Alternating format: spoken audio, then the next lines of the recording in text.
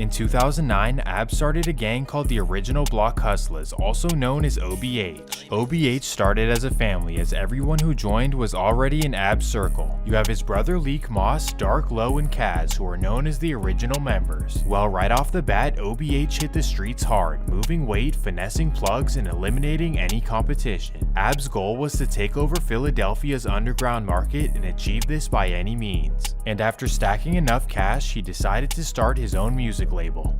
A label called the Original Block Hustlers, also known as OBH. Now, why would you name your label the same as your gang? But whatever. He wasn't thinking it through, but on the bright side, the music started to pick up. He dropped back-to-back mixtapes and singles that did pretty well in the streets of Philly, but his ways of finessing plugs would eventually catch up to him. September 27th, 2010. It's another Monday afternoon in Philly, and AR Ab is outside on the block getting money.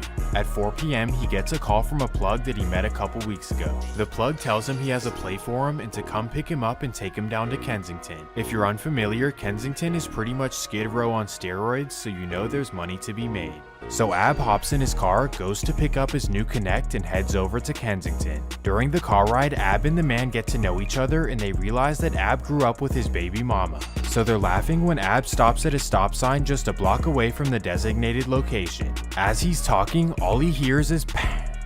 He quickly realizes he's hit up, and he looks over to see if his new friend is okay. But the man had already exited the car and was nowhere to be found. So Ab quickly speeds off to the nearest hospital. While he's speeding through traffic, he calls his cousin and tells him to meet him at the emergency room. So he pulls up to the hospital parking lot and tells his cousin to come pick up his car. He then tells him to throw away his phone so his girlfriend can't see his messages. From there, he hobbles to the emergency room where thankfully they save his life.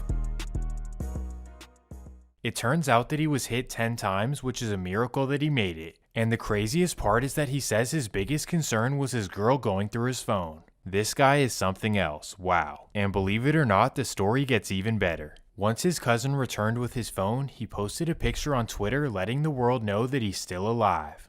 While recovering in the hospital, Ab gets a call from Swiss Beats. Swiss remembered him from studio sessions with Cassidy, and he wanted to send him his best wishes. On top of this, he tells him that he wants to work with him and bring him together with his new artist Meek Mill. Ab is excited as this could be huge for his career, but he's also not fully trusting his word. Regardless, on the day he's released from the hospital, he decides to give Swiss Beats a call. Surprisingly, Swiss picks up the phone and even drives to Philly the same day. And on this same night, he goes to the studio with Meek Mill and AR Ab.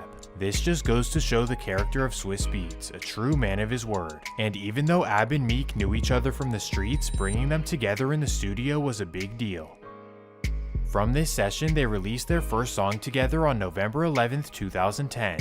So after nearly dying, Ab's life trajectory was on the up and up. So much so that after this song, Birdman actually wanted to sign him to Cash Money. He even flew to Philadelphia and handed Ab $200,000 as a bribe to sign. However, after his experience with Cassidy, Ab had no intentions of ever signing with a label. So he said no to Birdman but kept the $200,000. In retrospect, this was an idiotic move, as Ab could have been the final piece to Cash Money Records. But not only did he fumble this opportunity, but he also kept the cash and ruined their relationship with Birdman. To some people, he was too real for the industry, but in my mind, he was just showing his dumb street ways. On the other hand, Meek Mill took the complete opposite route. Shortly after this, he signed with Rick Ross's MMG and got straight to the millions. So now, while AR Ab could have easily been the face of Philly, it was now Meek Mill. So Abdul chose to keep living his life in the streets of Philadelphia.